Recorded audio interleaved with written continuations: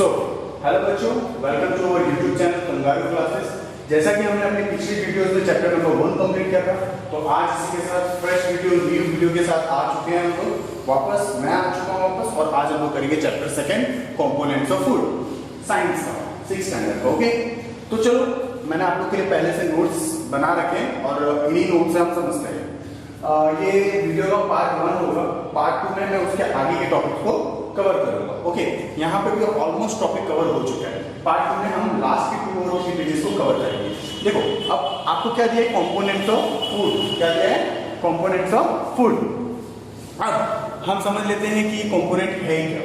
मतलब फूड के अंदर जो चीजें हैं, हम जैसे कोई फूड कंज्यूम करते हैं तो उस फूड के लिए थोड़ी कंज्यूम करते हैं, उस फूड के अंदर जो कंपोनेंट है, उस फूड के अंदर जो चीज है उसके लिए कंज्यूम करते हैं। और वो कंपोनेंट हमें चाहिए, component of food which are needed by our body, needed by our body, it is needed by our body.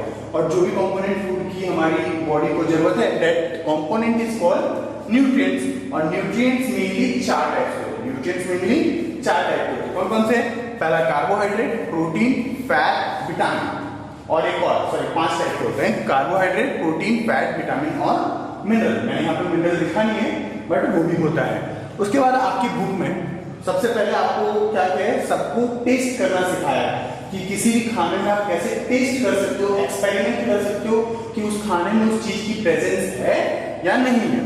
तो सबसे पहले हम कार्बोहाइड्रेट को टेस्ट करना सीख लेते हैं। कार्बोहाइड्रेट को आप कैसे टेस्ट करोगे कि उसमें कार्बोहाइड्रेट है या नहीं है? उससे पहले हम समझ लेते हैं कि कार्बोहाइड्रेट जो है, प्लांट जो है, कार्बोहाइड्रेट को मेनली 2 फॉर्म में स्टोर करता है, that is starch and sugar. अब कार्बोहाइड्रेट को टेस्ट करना सीखते हैं। आप कोई भी खाना ले लो, अब कोई भी फूड ले लो जिसमें कार्बोहाइड्रेट का प्रेजेंस होता है, जैसे चावल ले लिया या गेहूं ले लिया या कुछ भी ले लिया, पके हुए चावल को ले लो। ओके, अब उसको लो और उसके ऊपर 2 से 3 ड्रॉपर से, वो जो बच्चों को मतलब दूध पिलाते हैं ना, वो ड्रॉपर या पोलियो जो पिलाते हैं, वैसे ही ड्रॉपर आपको मिल जाएगा लैब से। वो 2 या 3 ड्रॉपर से क्या करो, डाइल्यूट आयोडीन सॉल्यूशन डालो। और उसके बाद आप कुछ मिनट बाद देखोगे कि अगर वो ब्लू या ब्लैक होता है, इसका मतलब क्या है कि उसमें कार्बोहाइड्रेट है। ब्लू या ब्लैक नहीं होता, इसका मतलब उसमें कार्बोहाइड्रेट नहीं है। तो हम यहाँ पे कार्बोहाइड्रेट को टेस्ट करना सीखें। उसके बाद कार्बोहाइड्रेट काम क्या करता है हमारी बॉडी में, उसका फंक्शन क्या है हमारी बॉडी में, वो हम बाद में देखेंगे। पहले अब प्रोटीन का टेस्ट सीख लेते हैं। प्रोटीन को हम कैसे टेस्ट कर सकते हैं? तो सबसे पहले आप कोई भी खाना लो, कोई भी चीज लो, है ना, जिसमें प्रोटीन का प्रेजेंस हो। अब प्रोटीन का प्रेजेंस हम मान लेते हैं तो जैसे दाल में होता है, प्रोटीन दाल में होता है। अब ये सॉलिड है, तो सबसे पहले उसको क्या करो, आप पाउडर बना लो, उसको क्रश करो, उसको पीसो या फिर उसका पेस्ट बनाओ। पेस्ट बनाने के बाद उसमें 2 ड्रॉप कॉपर सल्फेट सॉल्यूशन डालो। आपको लैब से सब मिल जाएगा, 2 drop of copper sulphate solution. और उसी फिर उसको सेक करो। क्या कैसे सेक करना है? पहले तो 2 ड्रॉप हमने कॉपर सल्फेट सॉल्यूशन डाला, उसके बाद 10 ड्रॉप कॉस्टिक सोडा डाला, फिर शेक द पाउडर और पेस्ट। और आफ्टर अ मिनट, कुछ समय बाद आपको क्या दिखेगा कि वो वॉयलेट कलर में चेंज होगा, अगर उस खाने में प्रोटीन का प्रेजेंस होगा तो। ओके, तो ऐसे दाल में होता है और कुछ सर्टेन फूड्स में भी होते हैं। ओके, अब बात करते हैं फैट को हम कैसे टेस्ट करते हैं। फैट को टेस्ट करना बहुत इजी है। अब फिर फैट अब किसमें होता है? जैसे घी में फैट होता है, घी में फैट होता है। तो फैट के लिए आपको क्या करना है कि खाने की उस खाने को पेपर में आपको बांधना है और घसना है, ऐसे रब करना है। और रब करते वक्त आपका पेपर नहीं फटना चाहिए। ओके, फिर रब कर दिया। अब कुछ मिनट के लिए उसको छोड़ो ताकि खाने से जो पानी निकला है, खाने से जो वाटर निकला है, वो सूख जाए। अब सूखने के बाद आप ऐसे करके देखना, वो एकदम लाइट हो गया होगा, एकदम मतलब आपको थोड़े बहुत मतलब ट्रांसपेरेंट हो गया होगा, ऐसा लग रहा होगा कि उससे लाइट पास हो रही है। आप देखते होगे ना, जब आप लोग साथ में लंच करते हो क्लासरूम में और कभी गलती से टेबल गिर जाता है पेज में, तो कैसा हो जाता है? एकदम लाइट फेंट हो जाता है, ऐसा लगता है जैसे लाइट पास हो रही है उससे। तो वो हमें उसमें दिखाता है कि हाँ, इसमें फैट प्रेजेंस है। पेपर लो, क्रश करो, अगर उसमें ऑयली पैच दिखता है, ऐसा दिखता है कि अरे ये तेल, देखे ना आप लोगों ने क्लासरूम में कि कभी पेपर पे देख लिया जाता है तो कैसा होता है? अगर वैसा होता है, दिख रही लाइट आ रहा है, तो उसमें फैट का प्रेजेंस है। उसके बाद हमने सब टेस्ट करना सीखा। अब देखते हैं कि ये जो न्यूट्रिएंट्स है, जो कंपोनेंट्स है, कंपोनेंट्स को न्यूट्रिएंट्स कहते हैं, ये जो न्यूट्रिएंट्स है वो हमारी बॉडी में क्या क्या काम करते हैं। ओके, सबसे पहले कार्बोहाइड्रेट। कार्बोहाइड्रेट क्या होता है? Mainly energy giving food. ये क्या काम करता है, हमें एनर्जी देने का काम करता है, हमें एनर्जी देता है ताकि हम काम कर सकें। इसलिए सुबह सुबह हम चावल रोटी ये सब कंज्यूम करते हैं, दोपहर में चावल रोटी, ओके, ताकि हमें एनर्जी मिले काम करने के। अब कुछ एग्जांपल्स जिसमें कार्बोहाइड्रेट बहुत ज्यादा होता है, वीट, राइस, बाजरा, पोटैटो एक्सेट्रा। मैंने अभी क्या बोला, जिसमें कार्बोहाइड्रेट बहुत ज्यादा होता है। तो इससे हमें क्या पता चलता है कि जो भी प्लांट्स हैं, जितने भी प्लांट्स हैं, सॉरी प्लांट्स बोल रहा हूँ, जितने भी फूड है, उन सब में जरूरी नहीं कि वीट में सिर्फ कार्बोहाइड्रेट है या दाल में सिर्फ प्रोटीन है ना, ऐसा जरूरी नहीं कि दूध में सिर्फ कैल्शियम, बाकी जो जैसे वीट में जरूरी नहीं कि सिर्फ कार्बोहाइड्रेट, उसमें प्रोटीन भी होगा, फैट भी होगा, विटामिन भी होगा। लेकिन हम इसे फिर कार्बोहाइड्रेट में क्यों ले रहे हैं? क्योंकि इसमें सिर्फ कार्बोहाइड्रेट, ये कार्बोहाइड्रेट में रिच है, मतलब इसके पास कार्बोहाइड्रेट ज्यादा है, ये कार्बोहाइड्रेट के मामले में अमीर है।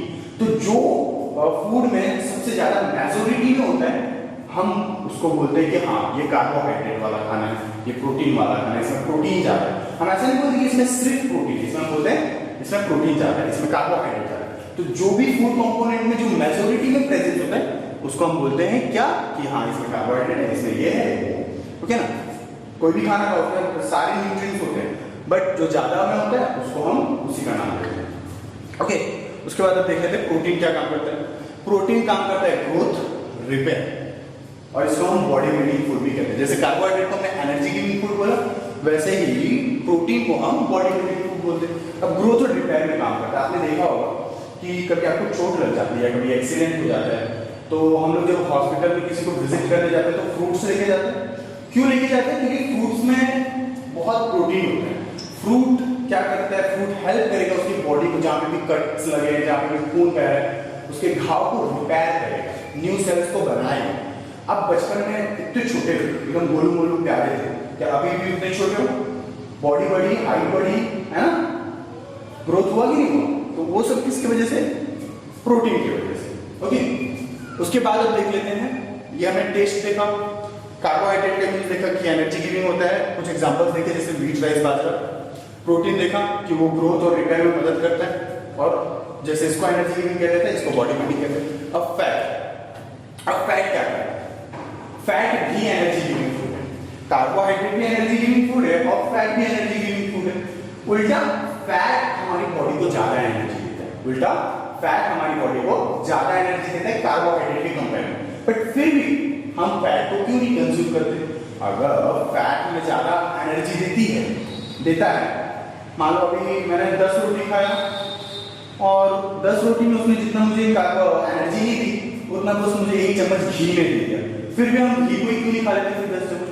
बिकॉज कार्बोहाइड्रेट हमारे हेल्थ को कोई नुकसान नहीं पहुंचा रहा, बट अगर वही फैट वाली चीजें हम ज्यादा कंज्यूम करेंगे तो वो हमारे हार्ट के लिए हार्मफुल होता है। इसीलिए फैट को कम मात्रा में ही हम कंज्यूम करते हैं, ओके।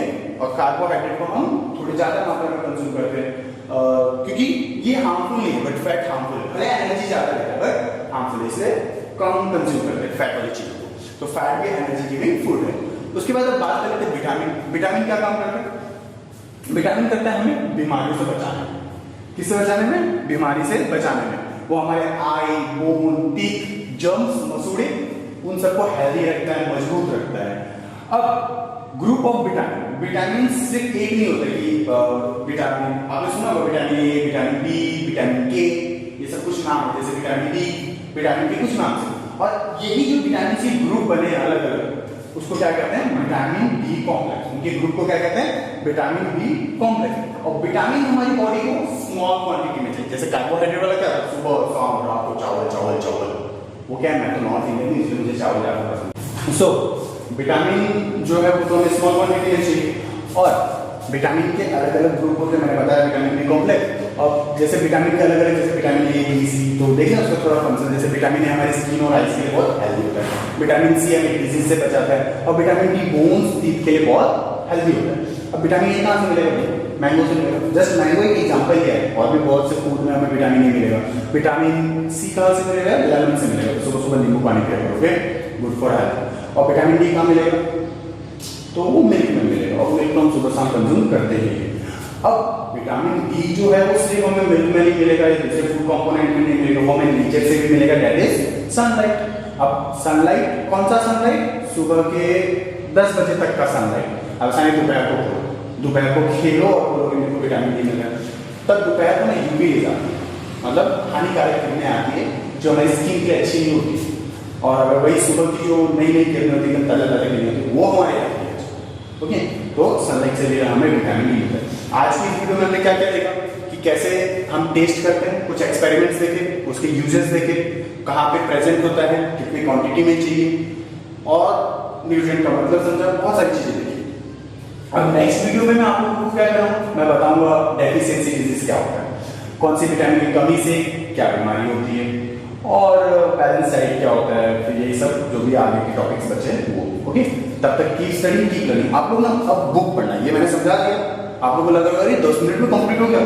जब आप पढ़ोगे तो आपको पता चलेगा कि मैंने सब टॉपिक कवर किया, ऐसा एक भी मिस नहीं किया स्टार्टिंग 2-3 पेजेस के। ओके, आप जब पढ़ोगे तो आपको सब समझ आएगा, बहुत क्लियर समझ आएगा, तो घर पे पढ़ना ही। ओके, तब तक नेक्स्ट वीडियो का वेट करो, कीप स्टडीइंग, कीप लर्निंग।